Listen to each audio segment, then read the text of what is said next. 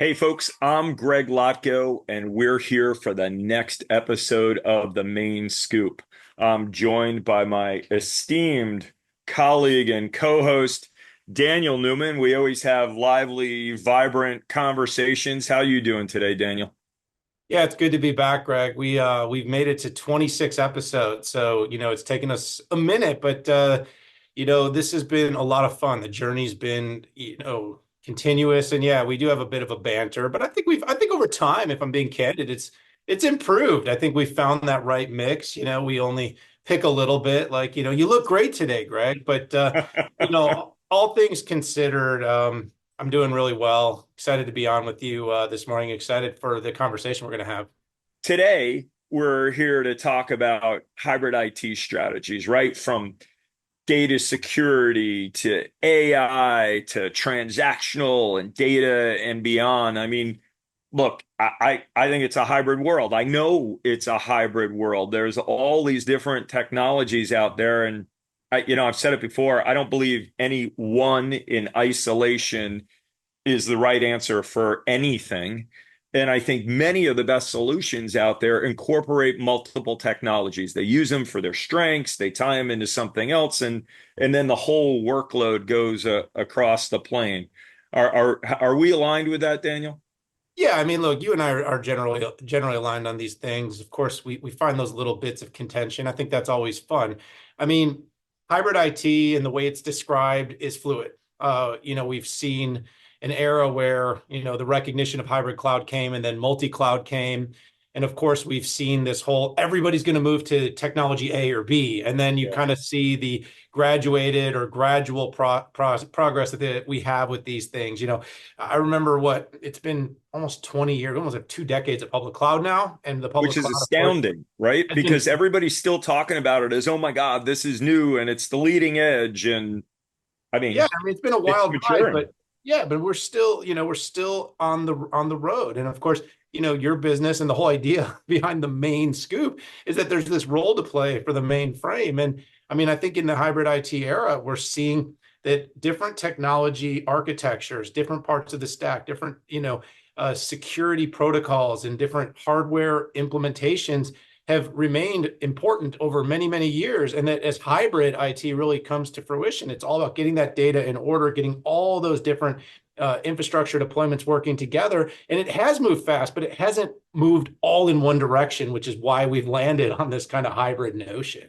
Right. And 20 years ago, the discussion was that the cloud was the answer to everything. And then when hybrid came into the conversation, at first, everybody said that meant, different cloud technologies or different providers, and then they started using multi-cloud. But when you and I talk about hybrid, we talk about hybrid IT and technologies across platforms and across infrastructure. But let's bring somebody in from part of the overall hybrid IT world. So with us today is our guest, Barry Wordell. He's head in Global GTM for sales and strategy at Microsoft. So Barry, welcome to the show. Can you tell us about kind of your roles and responsibilities at Microsoft, along with, what you think are some of your key focus points around hybrid IT? Sure. Hey, first, Greg, Daniel, thank you for having me on here today. It's nice to spend this time with you. I've been looking forward to it. Appreciate the intro. As you said, I'm the global go-to-market leader at Microsoft for mainframe, mid-range, and Linux. It's a privileged position, I say, in the sense that I get to receive a ton of signals across the globe from all of our different business segments, and more importantly, all of our different industries. And those signals, as you know, at that scale are invaluable, right? And what that does is it allow me and the people around me to learn and to shape our strategy to support what we're hearing from the field. So if we have particular blockers or there's a thematic change in customer outcome expectations, et cetera, we're shifting to support that. And that is, again, a privileged position. On the topic of mainframe and the topic of hybrid, as you and Daniel opened with, I like to say mainframe and cloud. It's the same thing as hybrid, but I think it's a simple way to put it, and it resonates with many of our customers. You know, I'll share with you just my brief view of the history of the hyperscalers with respect to mainframe. And I Sure, sure. I'm curious, right? I mean, especially to hear you say that when you talk about hybrid, to think about Microsoft and mainframe. I think for years, a lot of people, outside the know, outside the people who are running the largest enterprises in their IT, thought it was either or, not and, yeah, right? And it's even to the conversations that we were getting into about data, it was about maybe moving it one place or the other. So I'm curious to hear your thoughts as you weave that in there about, what do you think about the role of data as it either moves across or is accessed between platforms? yeah. Well, one thing I want to just kind of quickly touch on in the whole cloud space, I think that what we've learned with respect to mainframe is that when the hyperscalers really started, 10, 15 years ago, and we got underway, and there was a massive amount of enthusiasm, and we would have some really interesting and frankly naive conversations around mainframe, right? And the cloud scalers, and I'm guilty of this as well, would come in, hey, we're gonna move all your workloads in the cloud, easy peasy, everything's going to be great. And we've learned so much since then and up till now and every day that boy, did we lose credibility in those early conversations, and have we learned a lot and have shifted that into a mainframe and cloud conversation. And that's really important. Um, the data front is probably one of the biggest values that we can get from or with the mainframe, right? You have the systems of record, you have the most important, sensitive, most valuable data in the world that is on and being transacted on these mainframes. And on the other hand, you have all of the capabilities of the cloud that we know, right? Like obviously all of the data integrations, data security, data privacy, and the ability to then open up that data into all of the AI. And we're going through this massive Gen AI moment. So to not include the mainframe and the value of the data on the mainframe would be frankly silly. We would be missing a massive opportunity. So again, we believe really, really hard in that hybrid nature. It does start with the data and integrating with and taking advantage of that data to provide those insights using the cloud AI platforms.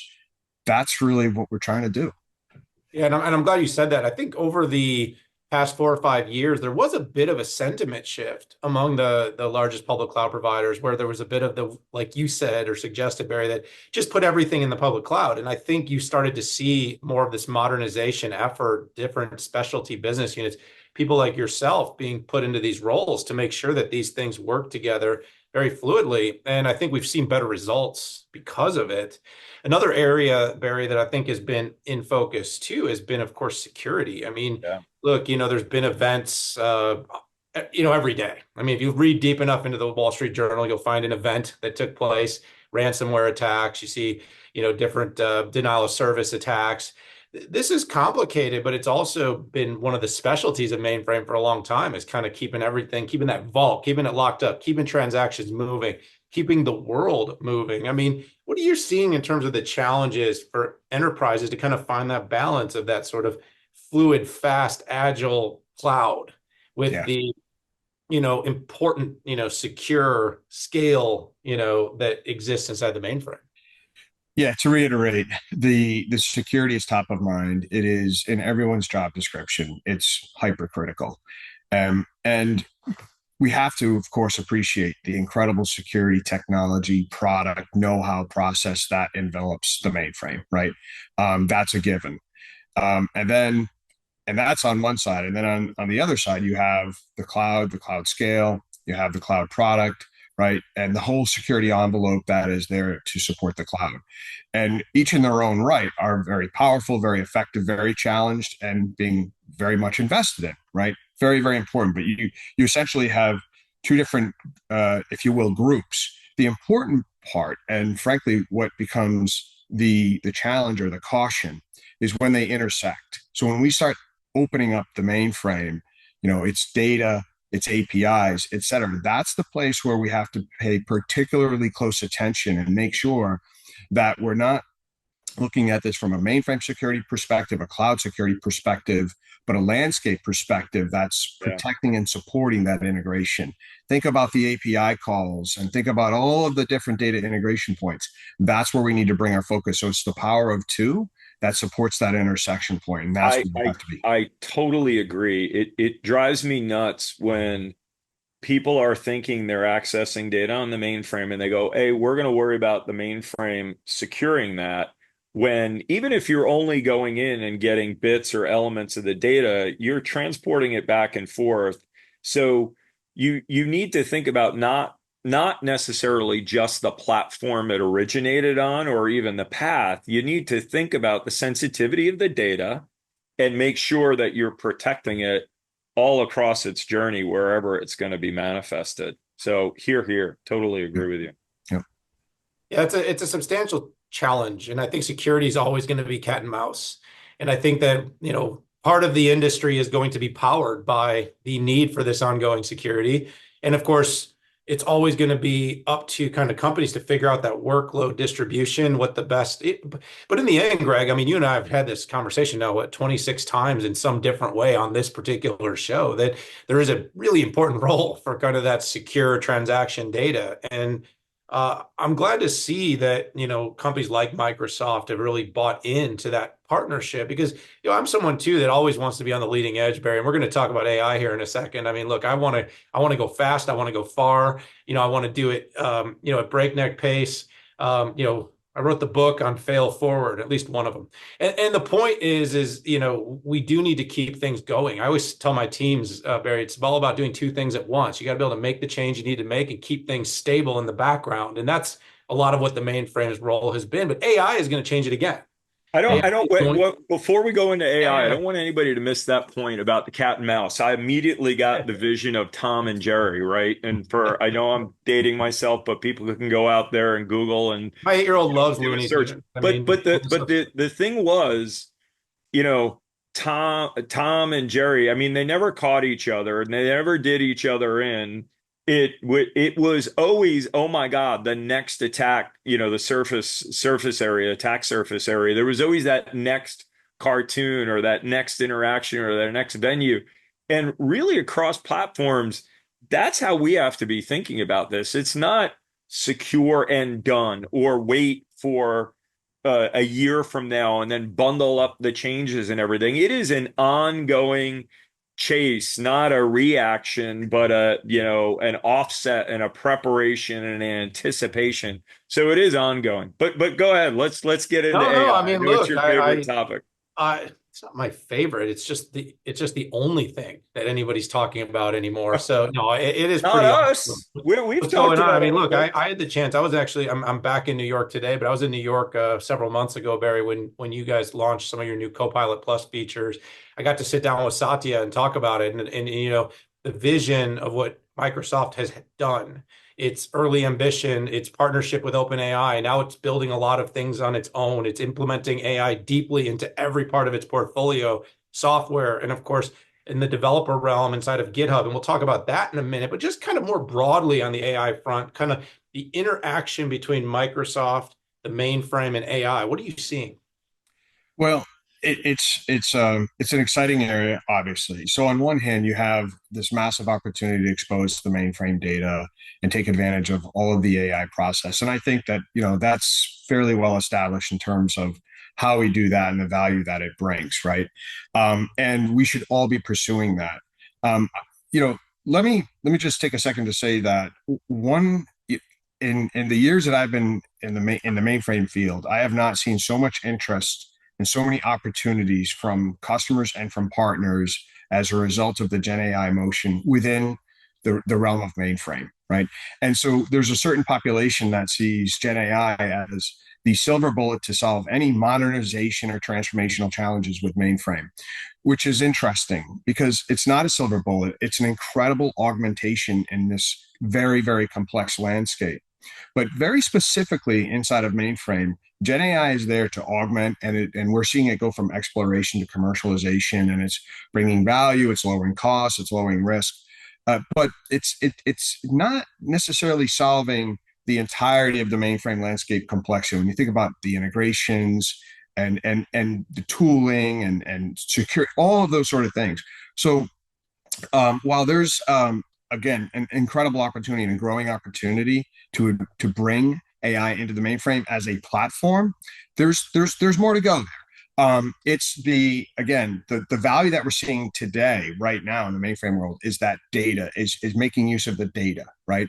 And so there's different ways to look at Gen AI and Copilot around the mainframe. Right now, that data extraction and the ability to bring AI to that is incredibly powerful. So we talked about AI there a little bit, and you started talking about co-pilots relative to it. So how do you see the role of the developer evolving across the hybrid IT nature? Is it, you know, I'm developing for the mainframe, I'm developing for the distributor or the cloud world, or how do you see that kind of Is it coming developing for together or us? not? Yeah, Is it it's developing hybrid. for us? You Yeah, know, like I, I to me, it's part of the hybrid conversation, and the more that we offer a common user experience for legacy developers and for that developers in a more modern code base, right? The more that we can provide that common experience, the better off we are, right? And obviously, we have the tools and the technology to do that, right? We can bring those tools to support that legacy, and again, I'm using air quotes when I say legacy, and the more modern programmers. But it's really important by providing that common tool set. Not only are we supporting, say, the legacy programmers and the more modern programmers, but we're also enabling, if you will, that bridge between the two. So if you think about all of the organizations that are investing and incentivizing and investing in people to learn COBOL, well, if you have that common tool set that people are accustomed to using, then that makes that conversation easier. And conversely, if you have, let's say, a COBOL programmer who wants to reskill into a different, more modern language, then they can do so much more easily through a common tool set, right? And so by bringing these integrations together, we are effectively growing the hearts and mind of the developer community. And if we don't do that, then we lose innovation, right? So again, I view the if you will, the legacy and that more modern developer who's thinking DevSecOps and pipelines, et cetera, bring that together. It's going to drive innovation, and it's going to win the hearts and minds of the developers. And I like I look at what we're doing, and it's funny you used all the words in there. So I'm like the worst at naming products or capabilities, but I feel like wow, we might have gotten this one right. So providing that common experience, Endeavor is the largest source code repository on mainframe, and we now have for a number of years have bridge forget to Yeah, Endeavor. So it's incredibly popular, yeah. incredibly popular, and the whole ecosystem that supports Endeavor Bridge Forget is incredible. And just at a very for a tactical example, if you're using Endeavor Bridge Forget and you're using VS Code, you're using Zoe plugins, you're using various other plugins that are welcomed and have been used for decades by some developers. That is the commonality of the developer ecosystem that we're trying to continue to support and evolve. That again is the hearts and minds.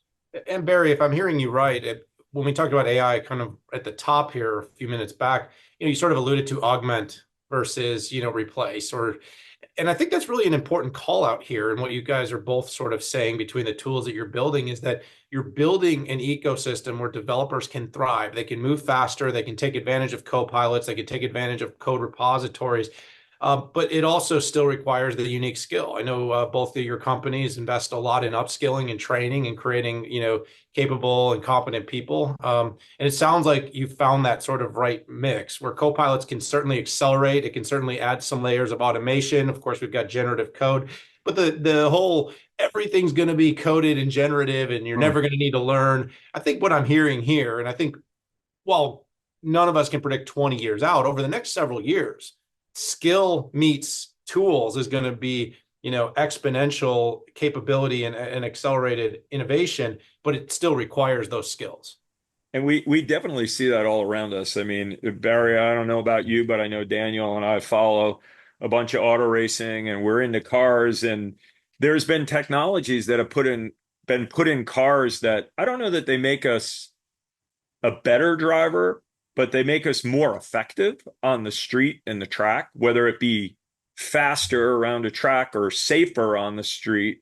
But the reality is, you put a professional or a skilled individual, two different individuals in the same car, and the person does make the difference, right? So all this technology is augmenting, it's not replacing. And the differentiation is still those developers that are interacting with those tools and making the most of it to deliver the capabilities for their companies.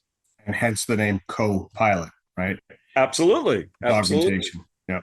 Yeah, it's another area that Microsoft nailed and a few others followed, but I think the market and the world has definitely caught on to that trend line. I mean, Barry, as we sort of wrap up, we have the data fabric of IT and hybrid architectures. You've certainly alluded to how much they've won out. AI is fast approaching and enabling developers. Sounds like it's top of mind for both, Broadcom, Mainframe Software, and Microsoft. Any other sort of thoughts about how you see this space evolving? Is it gonna keep moving quickly? It sounds to me like you buy in 100% that the mainframe has a long-term role to play. Oh, there's no doubt. I mean, the degree of investment that is continuing in the mainframe landscape, particularly in the largest enterprises, is unquestionable, right? So to go about our business and not to support that integration and not to support those customer outcomes would be short-sighted. So they'll definitely be a continued investment in that, and clearly a massive investment that is going to continue in the AI space, and how that continues to augment and support this transfer, this journey that our mainframe customers are on, is anyone's guess. But we know it's going to be a big part of it, and we know we have to be there to continue to learn and understand how that augmentation is going to help with all of our mainframe customers. Well, Barry, I want to thank you so much for joining Greg and I and tying that together so nicely. We have a world where innovation is moving very, very quickly. It's exciting. We need to be able to tie it together, those technologies that have driven enterprises for the past 30, 40, 50 years. And of course, we want to continue to add that special secret new sauce that's creating all the enthusiasm and excitement in the marketplace. This conversation definitely intersected those two things. Barry, good luck with the continued growth of your business. Greg, always good to see you here on the Main Scoop. It's episode 26. We're not doing one every other week, but maybe we should, because this is always fun. It's great to see you, my friend. Good seeing you, Daniel. Awesome having you on, Barry. Go ahead, Daniel. Take us home with your final thoughts. Go ahead and hit that subscribe button. Join us as part of our Main Scoop community. We appreciate everybody that joins us for each and every episode. Can't wait to see you back here with us soon, but we got to go for now. See y'all later.